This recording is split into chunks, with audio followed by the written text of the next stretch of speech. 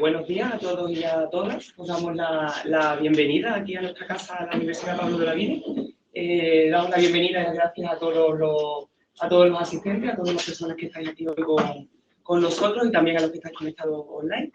Pues daros la bienvenida a este acto tan especial para nosotros, como este encuentro de familias, investigadores y clínicos en ACH. Voy a dar paso a la mesa inaugural y paso la palabra al señor rector magnífico de la Universidad Pablo de Olavide, Francisco Oliva, que tiene la palabra y abrirá el acto de hoy. Pues muchísimas gracias, buenos días, bienvenidas y bienvenidos a este acto de inauguración del encuentro de familias, investigadores y clínicos de enfermedades neurodegenerativas por acumulación cerebral de hierro, el proyecto también ENACH. Saludo a las personas que componemos en el día de hoy esta mesa de inauguración, al señor don Antonio Abril, presidente de ENACH, a Antonio López, a Javier Abril, neurólogo del grupo ENACH, y muy especialmente, como es lógico, a los investigadores, investigadoras, clínicos y, por supuesto, como no, a las familias y especialmente también a las pacientes aquí presentes, a las que agradezco mucho también su presencia en el día de hoy en la Universidad Pablo de Olavide. Bueno, a continuación vamos a dirigir una serie de palabras breves para dar comienzo a este encuentro tan importante y tiene en primer lugar la palabra el señor Javier Abril, como he dicho, neurólogo del grupo ENACH. Cuando quiera.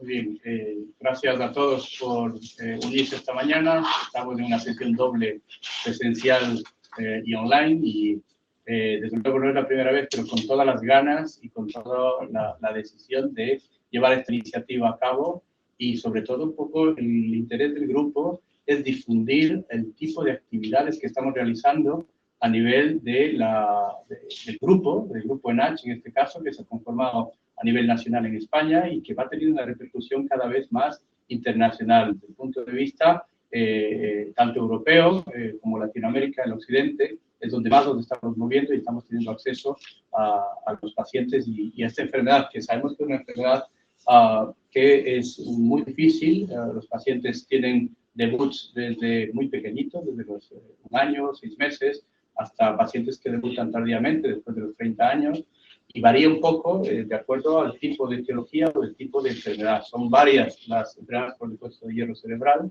que están distribuidas dentro del grupo, y las que más frecuentes en España vemos, pues está el PECAM, el PLAN y el VEPAM, con mucha menor frecuencia el MPAM. Entonces, todas ellas tienen una atención diferente, una atención circunscrita a sus patologías. Algunos tienen un poco más tendencia a la epilepsia, otros tienen más distonía, otros están mucho más flojos y mucho más débiles.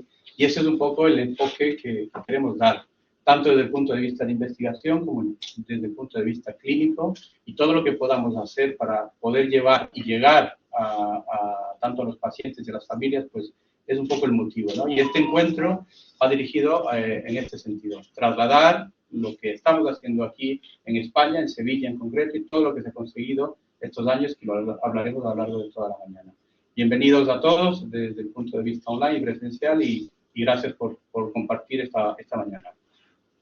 Muy bien, pues muchísimas gracias por tus palabras. Tiene a continuación la palabra el señor don Antonio López.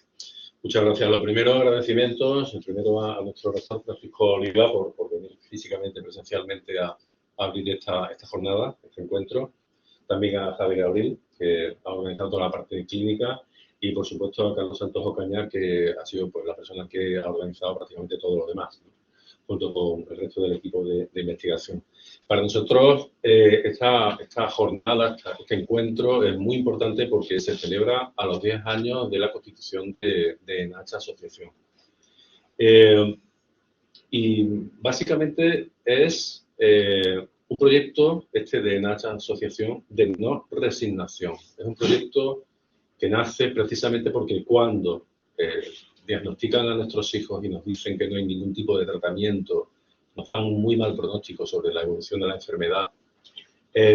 Bueno, pues esa no resignación es la que nos ha llevado en estos últimos 10 años a poner en marcha 9 líneas de investigación que están activas. Otras se pusieron en marcha, se han ido quedando por el camino por distintos motivos, porque no eran viables, porque no tenían el carácter translacional que queríamos que tuviese. Y explico qué quiere decir esto, el carácter translacional.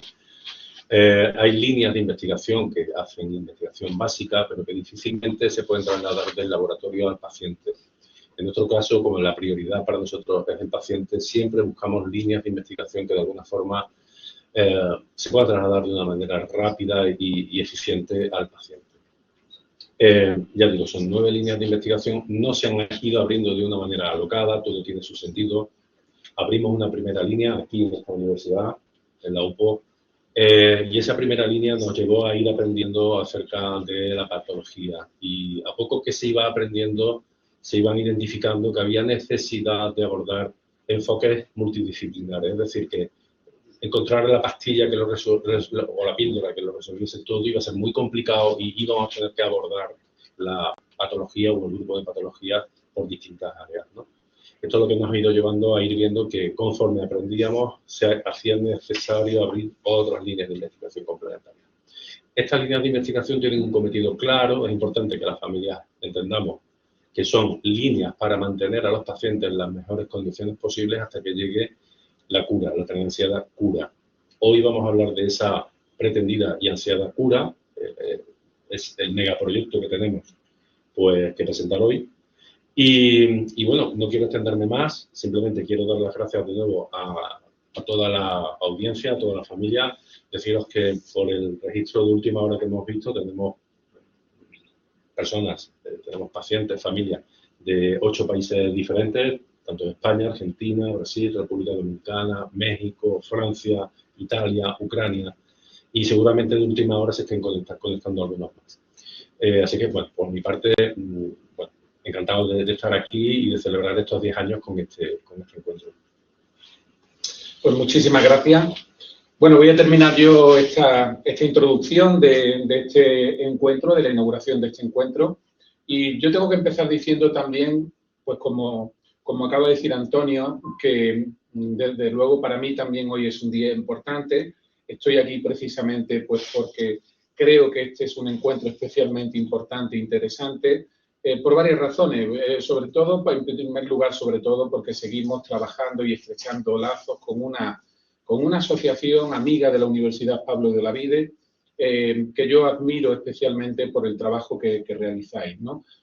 Pues ese trabajo tan importante en la investigación para intentar hacer tratamientos y en un futuro, evidentemente, ojalá sea así, pues una cura de unas enfermedades que son evidentemente unas enfermedades muy complicadas, las neurodegenerativas por acumulación cerebral de hierro, y por lo tanto yo tengo que siempre mostrar mi admiración, vuestro respeto, y además me ha gustado mucho ese principio que acabas de decir de la no resignación, que yo creo que es algo muy importante. Evidentemente, la vida es especialmente dura para estos enfermos, pero no hay que resignarse y hay que luchar con todos los medios posibles precisamente para avanzar.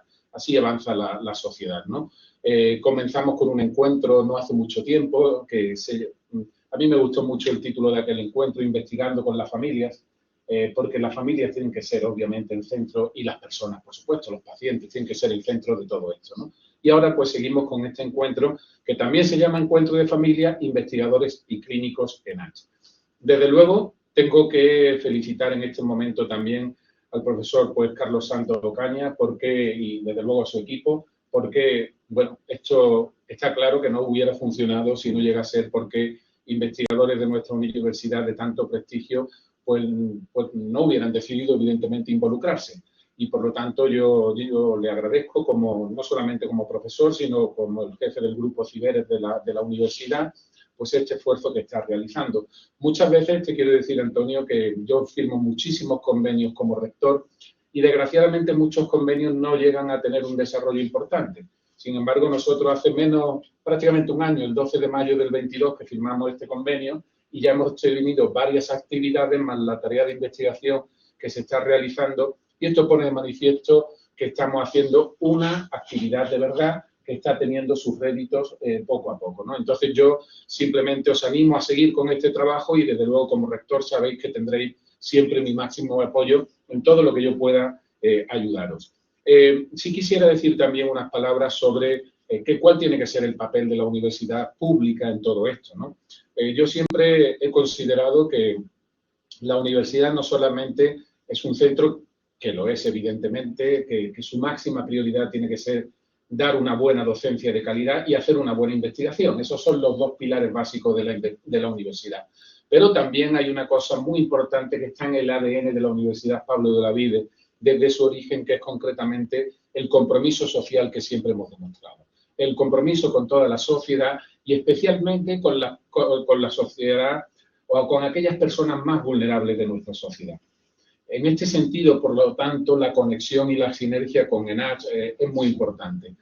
Todo el mundo sabe que la enfermedad es rara por su baja prevalencia, aunque yo siempre lo digo también, baja prevalencia no quiere decir que tenga un índice muy, muy elevado de personas que lo padecen. En España creo que son 3 millones de personas, en el mundo 300 millones. Hoy estamos hablando aquí con la cónsul de la República Dominicana y como nos dicen que allí la prevalencia incluso es mucho más alta. Por lo tanto, el hecho de que tenga una prevalencia baja a nivel mundial no quiere decir que no haya muchísimas personas, millones de personas que lo padecen. Sin embargo, como sabéis, muchas veces esto desde el punto de vista de la inversión del capital privado nos interesa. Y por lo tanto, esto hace que las líneas de investigación sean menores y que por lo tanto repercutan en terapias que son también inferiores, ¿no? Y en este sentido, yo creo que para esto tenemos que estar las universidades públicas. Somos universidades que abrimos y cerramos todos los días gracias al esfuerzo de los ciudadanos y, por lo tanto, tenemos que también devolver este esfuerzo gracias también a vuestra cooperación, porque también siempre lo digo, los recursos públicos desgraciadamente son limitados para las universidades, mucho más limitados de lo que nos gustaría y, por lo tanto, vuestra ayuda, la sinergia con entidades privadas es fundamental. Así que yo considero, por todas estas razones, que aquí es donde tenemos que estar la pública, en este caso, haciendo una investigación en el ámbito de salud y en un ámbito donde, como digo, desgraciadamente, pues la inversión privada no llega como tendría que llegar. Además, y con esto termino ya, en esta ocasión el encuentro no solamente es de investigadores, sino también clínicos en ARC, que yo creo que es también una incorporación muy importante, puesto que es importante no solamente conocer las líneas de investigación más vanguardistas que se están haciendo en el ámbito, sobre todo, translacional, y cuando hablamos de investigación translacional es importante conocer el parecer de los clínicos, evidentemente, que son los que finalmente se sientan día a día y tratan a los pacientes, ¿no? Por lo tanto, me parece que es una sinergia perfecta.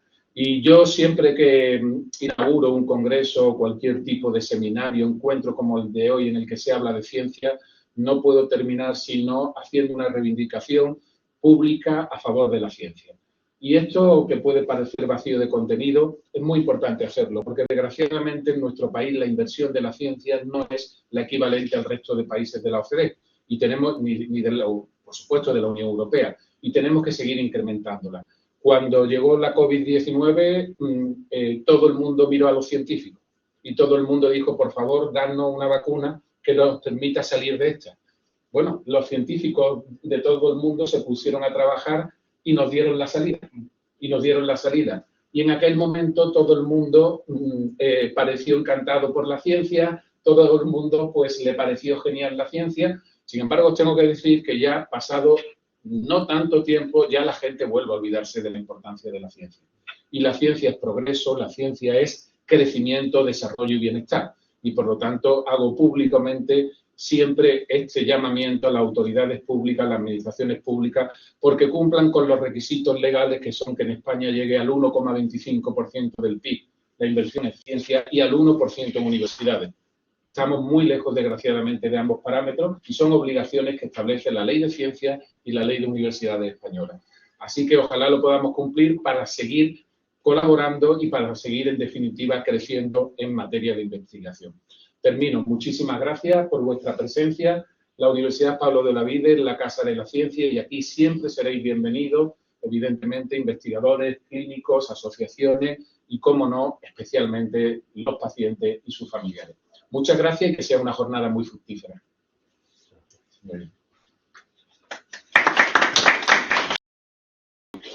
Hola, buenos días a todos. Es un placer para mí estar aquí y poder explicar un poquito las dos líneas de trabajo que compartimos con ENACH en este momento. Son dos líneas que, como ha dicho Antonio, van enfocadas justamente a intentar, en lo posible, pues dar una solución parcial o a la vida de los pacientes. Una de ellas va dirigida a la terapia, fundamentalmente, y otra va dirigida a otra parte muy importante digamos, del tratamiento de estos pacientes, justamente hacer que su vida sea lo mejor posible, a frenar la enfermedad y hacer que su día a día sea muchísimo más llevadero.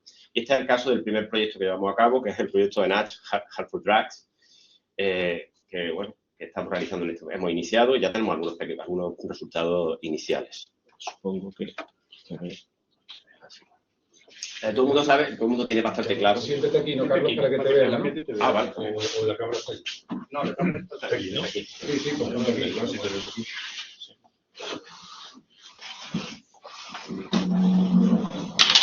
Tiene ratón. En H son enfermedades raras, un grupo de enfermedades raras, y como tal, pues su principal problema, como se ha indicado antes, es la baja prevalencia. Esto significa menos dinero, menos atención por parte de organismos públicos, el Estado, etcétera, incluso también las empresas privadas, ¿no? Y eso repercute, por supuesto, en el diagnóstico, en la terapia y, lo más importante, en la asistencia, en cómo se trata a estos pacientes. Porque ahora estos pacientes, mientras se encuentran, ¿no?, como ha dicho Antonio antes, una cura definitiva, pues tienen que vivir y viven pues, con una esperanza de vida realmente reducida, en general en las enfermedades raras, y en muchos casos pues, hay también dependencia. Entonces es muy importante justamente intentar evitar, intentar frenar, intentar mejorar la vida día a día. Y entonces este es el sentido que tiene este proyecto. Antes de continuar, es muy importante para entender un poco el proyecto, unas pequeñas nociones de biología básica, y es introducir el concepto de homeostasis. La homeostasis es equilibrio, es el equilibrio que nuestro organismo intenta siempre mantener. En presencia de cualquier insulto, la palabra insulto, pues, un ataque del tipo que sea, pues se rompe ese equilibrio, se produce una serie de cambios en el organismo y se desequilibra completamente. Esto es lo que se llama un estado agudo, de falta de homeostasis. Este desequilibrio, el organismo responde perfectamente en un individuo sano y responde mediante una serie de respuestas que realmente vuelven a obtener ese equilibrio inicial y no hay ningún problema. Sin embargo, cuando el individuo no está sano o tiene algún problema, pues evidentemente se llega a un estado crónico, que obviamente es el estado de enfermedad. Esto ocurre con muchísimos tipos de enfermedades. Una de ellas son las enfermedades mitocondriales, que son uno de los campos en los que nosotros trabajamos habitualmente. Aquí es exactamente igual. La mitocondria tiene que estar, digamos, en equilibrio. Se rompe este equilibrio ante los ataques, por ejemplo, del estrés oxidativo, que puede ser externo o interno, y esto genera radicales libres, superóxido, que produce un daño mitocondrial. La mitocondria en un individuo sano pues, tiene capacidad de responder a este problema. Y esto es la activación de defensa. Distintos tipos de defensas que reconducen otra vez al estado inicial. Si el individuo presenta algún problema en la mitocondria, alguna disfunción mitocondrial, evidentemente se producen daños, se produce un estrés crónico, ya también se producen procesos, por ejemplo, de inflamación, que obviamente significan enfermedad. Es muy importante tenerlo en cuenta cuando hablamos de este proyecto. El origen de este proyecto es justamente dos consideraciones. La primera es muy importante, en la que participan los clínicos. Es decir, el trabajo clínico con estos pacientes pues, se ha podido comprobar que los pacientes sufren algún tipo de brote distónico, es decir, un agravamiento brusco de la enfermedad después del uso, del consumo de algún tipo de medicamento. Además, son esos medicamentos muy normales, vamos, de uso diario en la práctica clínica normal, habitual. En algunos casos, por ejemplo, son los compuestos anestésicos. Se han reportado problemas por el uso de estos anestésicos en pacientes en H. Eso es lo primero. Y en segundo lugar, también se conoce la literatura, que evidentemente existe una relación entre anestésicos y otros tipos de compuestos y toxicidad mitocondrial. Por tanto, uniendo estos dos elementos, ahí surge un poco la idea de investigar e intentar determinar si existe algún tipo de correlación entre ambos efectos, entre los problemas asociados al consumo de estos fármacos son normales, y problemas de toxicidad mitocondrial. Y de ahí surge este proyecto, justamente el proyecto. La primera cuestión es, ¿son las enfermedades de NASH enfermedades mitocondriales como tal? Ahí tenemos una mitocondria con toda su complejidad, su maravillosa complejidad. Yo digo que yo trabajo en esto habitualmente. Y claro, en principio no son mitocondriales las enfermedades de NASH, pero yo entiendo que sí, además son claramente mitocondriales. Normalmente cuando se estudian enfermedades mitocondriales se dividen en dos grandes grupos, lo que se llama las enfermedades mitocondriales de tipo primario, básicamente porque son enfermedades que actúan sobre el corazón de la mitocondria, que es el sistema de fosforilación oxidativa, básicamente el motor que genera la energía que es, digamos, la función fundamental que se le da a la mitocondria. Cuando se toca ese motor, entendemos, digamos, la clasificación clínica de la enfermedad mitocondrial por indica que es de tipo primario. Sin embargo, la mitocondria no solamente produce energía, hace muchísimas cosas más. Yo siempre pongo el ejemplo de un polígono industrial. Un polígono industrial, podemos encontrar una planta generadora de energía, pero también existen fábricas que producen distintas cosas. Si ese polígono industrial no hay energía, no funciona, pero si no se produce el resto de cosas, tampoco hay polígono industrial. Entonces, aquí pasa algo parecido. Entonces, eso son lo que se llaman las enfermedades mitocondriales secundarias. Y yo entiendo que, evidentemente, las NH en general son enfermedades mitocondriales de tipo secundario y, por tanto, susceptibles de ser afectadas por estos compuestos habituales en la clínica, en la actividad clínica habitual. De hecho, en una reciente revisión sobre enfermedades mitocondriales secundarias se encuentran, aquí hay un pequeño mapa de todos los genes mitocondriales y proteínas mitocondriales implicadas en enfermedades mitocondriales de tipo secundario, y podemos encontrar a conocidos nuestros como PAM2, PECAM, COASI, COPAM, tenemos aquí también PLA2G6, SPLAN y también aquí arriba BEPAM. E incluso existe otra enfermedad, BEPAM, que inicialmente no está aquí, pero que realmente el efecto que tiene las mutaciones BEPAM es fundamentalmente la autofagia. Y la autofagia tiene una versión que se llama mitofagia, que es la eliminación de mitocondrias mediante este proceso. En las neuronas, la falta de este proceso de autofagia y mitofagia conduce a enfermedad también. Por tanto, en el fondo, realmente todas las enfermedades de NASH son realmente enfermedades mitocondriales, en mayor o menor grado. Y hay algo que, además, es común a todas, que es justamente esa acumulación de hierro, que le da nombre al grupo de enfermedades. La acumulación de hierro en las células, no solo en las células del sistema nervioso, sino en general en todas las células del organismo, es el origen de un grupo, de una enfermedad, o de efecto, se llama ferroptosis, que es, digamos, un proceso de muerte celular por acumulación de hierro, que está íntimamente relacionado con la mitocondria. Por tanto, por esto concluye este apartado teórico inicial de que realmente las enfermedades NASH son enfermedades mitocondriales de tipo secundario y como tal se tienen que tratar, sobre todo cuando analizamos un poco el papel de estas moléculas en la enfermedad, en los pacientes. Nuestro proyecto tiene este nombre, HeartFulTrack, pero realmente, ¿qué es lo que significa? Pues nosotros intentamos determinar la toxicidad mitocondrial inducida por fármacos de uso habitual en fibroblastos de pacientes NASH. Bueno, este sería un poco el germen del proyecto, la idea del proyecto. Como veis, es un uso totalmente, digamos, la idea es una idea dirigida totalmente a mejorar el día a día de estos pacientes y sobre todo evitar las crisis, que suelen ser de tipo escalón, que hacen que el paciente vaya progresando justamente en un proceso neurodegenerativo. Hay que intentar pararlo, evitarlo lo posible, frenarlo hasta que, como dice Antonio, decimos todos, se encuentre justamente la cura definitiva. Aquí tenéis una lista de todos los compuestos que estamos valorando. Son compuestos en algunos casos más normales que otros. Algunos se utilizan, son anestésicos generales, otros son anestésicos locales de odontología, otros son simplemente antiinflamatorios, de todo un poco, que son, digamos, de uso habitual en la población. O sea, no son nada particular, no son drogas. Además, incluso muchas de ellas son perfectamente normales y no son tampoco muy tóxicas en general. Entonces, la idea es utilizar estos compuestos y esto es un poco la metodología básica.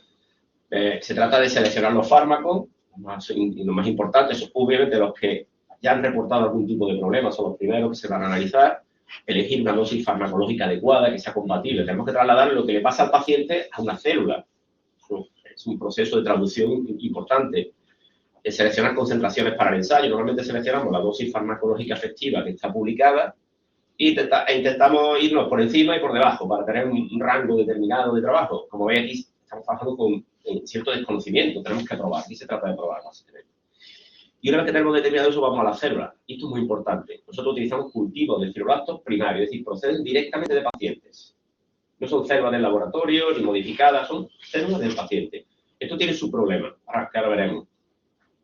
Después, sometemos estas células al contacto de estos compuestos con las distintas concentraciones y analizamos cómo responden mediante una técnica que en nuestro laboratorio utilizamos de forma habitual, que sirve para detectar o para determinar la función mitocondrial, que es el consumo de oxígeno mediante un sistema OCR, un sistema SIGOS, una máquina que lo hace, y simplemente detecta cómo consume la célula ese oxígeno. El oxígeno lo consume la célula de muchas formas. Una de ellas es la buena, digamos, que sería producir energía, pero también lo puede consumir para producir radicales libres. Justamente son moléculas que van a dañar todos los componentes celulares, que son los que producen esa toxicidad mitocondrial. Este sistema nos permite detectar ambas cosas. No solamente el consumo total, sino para qué se utiliza ese oxígeno. Y realmente, bueno, realizamos los análisis y una vez que encontramos los primeros, pues intentamos reanalizarlo, pues si es necesario modificar dosis, etc.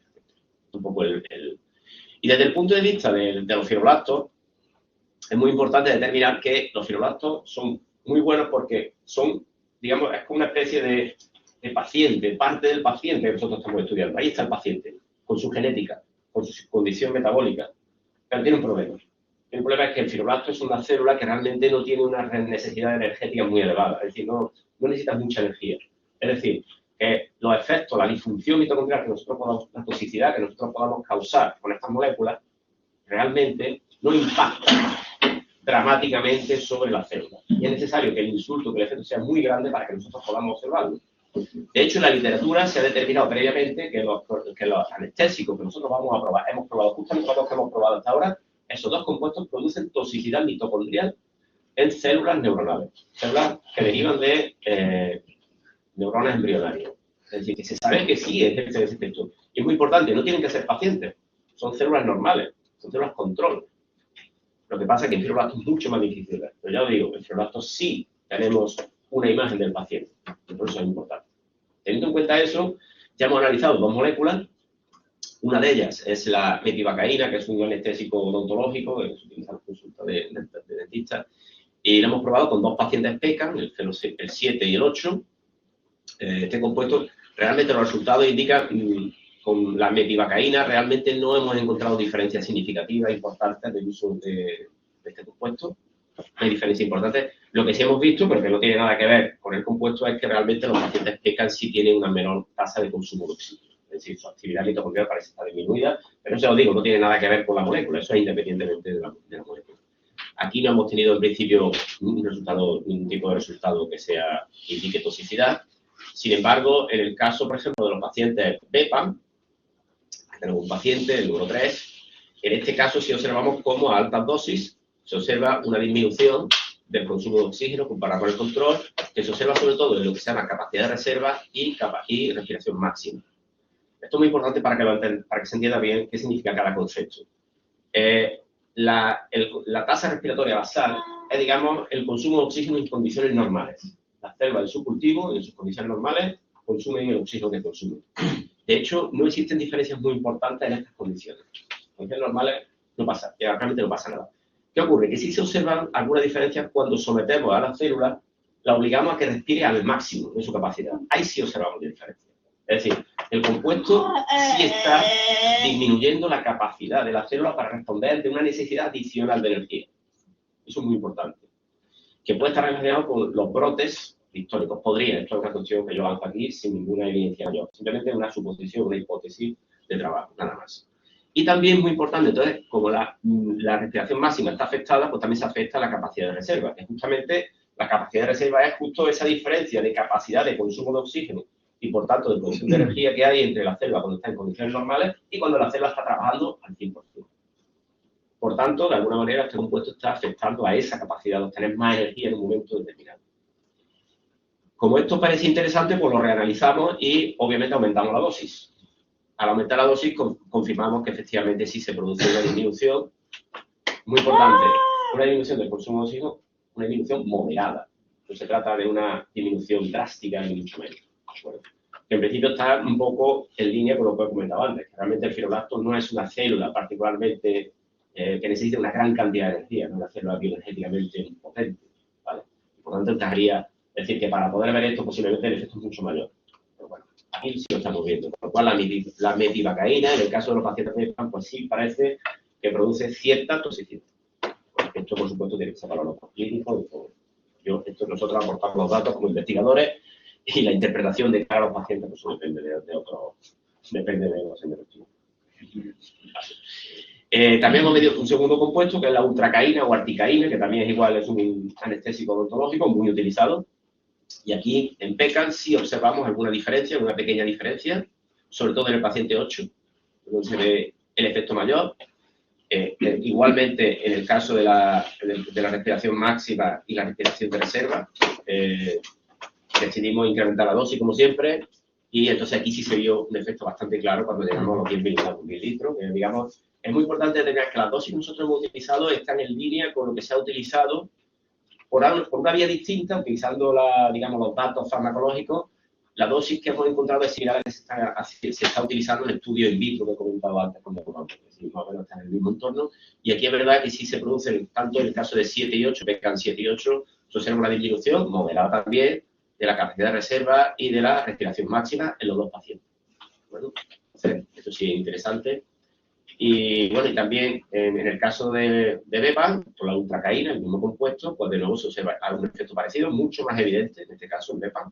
Se ve una disminución bastante importante de la respiración máxima y de la respiración de reserva, que también lo vimos cuando incrementamos la dosis, se vio mucho mejor este efecto, tanto así como a 10 miligramos mililitros, pues se observa, como he dicho antes, de forma moderada, una disminución moderada del consumo de oxígeno que puede indicar una toxicidad microbiana. Estamos iniciando, llevamos 2 moléculas, hay una lista de 32, con lo cual todavía queda mucho trabajo por delante. Y simplemente, pues, vamos a seguir trabajando. Nuestro grupo, que aquí está la foto de parte de nuestro grupo, pues bueno, estamos aquí en la Olavide, en el CABD, pues bueno, trabajamos en ello, poquito a poco, porque ya sabéis que los medios son escasos, dedicamos nuestro tiempo, el tiempo que no tenemos, pero lo hacemos con muchísimo gusto, ¿no? Y todo el mundo con muchísimo gusto. Y bueno, esperamos seguir trabajando en plan hormiguita, molécula a molécula, hasta que intentemos acabar con esos 32, esa lista de 32 moléculas malditas que están ahí. Así que muchas gracias. Muchas gracias, Carlos. Yo quiero agradecer a todos, a la gente que ha aguantado aquí esta mañana. Es un día caluroso en Sevilla, pero hemos estado desde las 9 prácticamente, 8:30, 9, y ha sido una jornada larga, estupenda para, yo creo que todos nos beneficiamos de esto. Yo creo que es el mensaje que quiero dar. Ha sido muy difícil juntar, digo históricamente, clínicos, investigadores y pacientes y familias, y esto pues ha sido una iniciativa muy buena que ha venido desde hace ya unos meses juntamente con Antonio y la asociación, y querer hacerlo de esta manera pues es un poco vislumbrar lo que queremos, y el objetivo que tenemos es este, ¿no? Trasladar todo esto y que sea un conocimiento público, que sea un conocimiento abierto, invitando a todo el mundo, familias, médicos, investigadores, a aportar un poquito más en este tipo de patologías como son las de NASH, y saber que estamos aquí, que estamos a su disposición. La vía de contacto siempre está abierta a través de la asociación, por ejemplo, y que sepáis pues que todo lo que vayamos logrando y estamos en el camino es una esperanza, y la esperanza no hay que perderla. Antonio, y tomo las palabras de Antonio, no hay que resignarse, y eso es lo que estamos haciendo.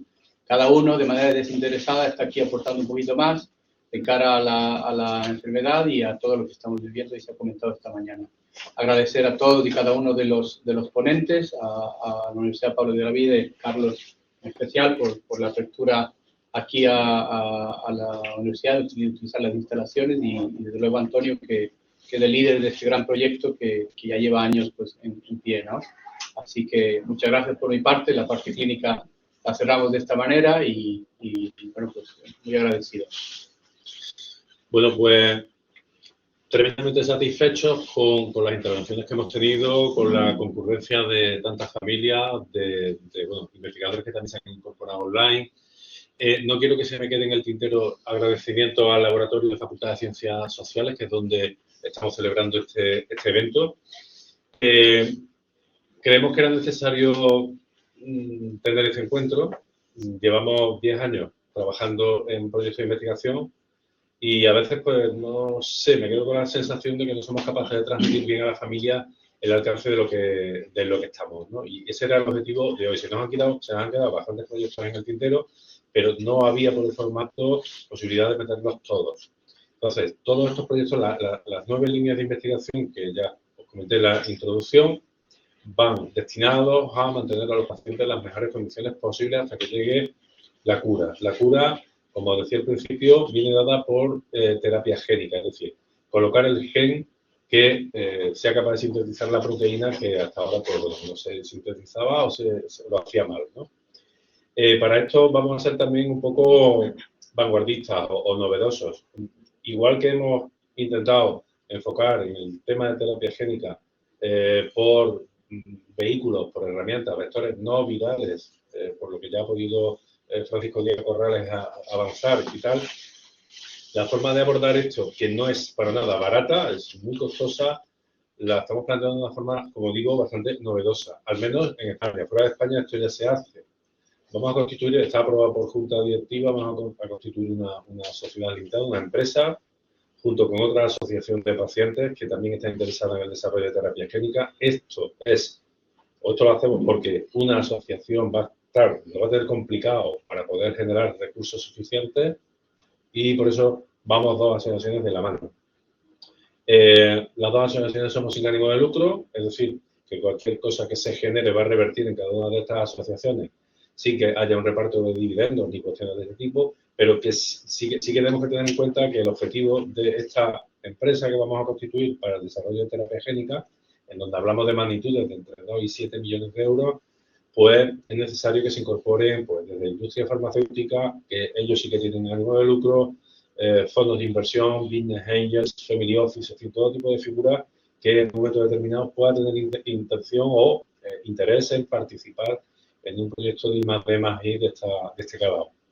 También seguramente abriremos la posibilidad de participar a la familia con la compra de participaciones en la sociedad, como se hace cuando uno compra acciones de cualquier empresa.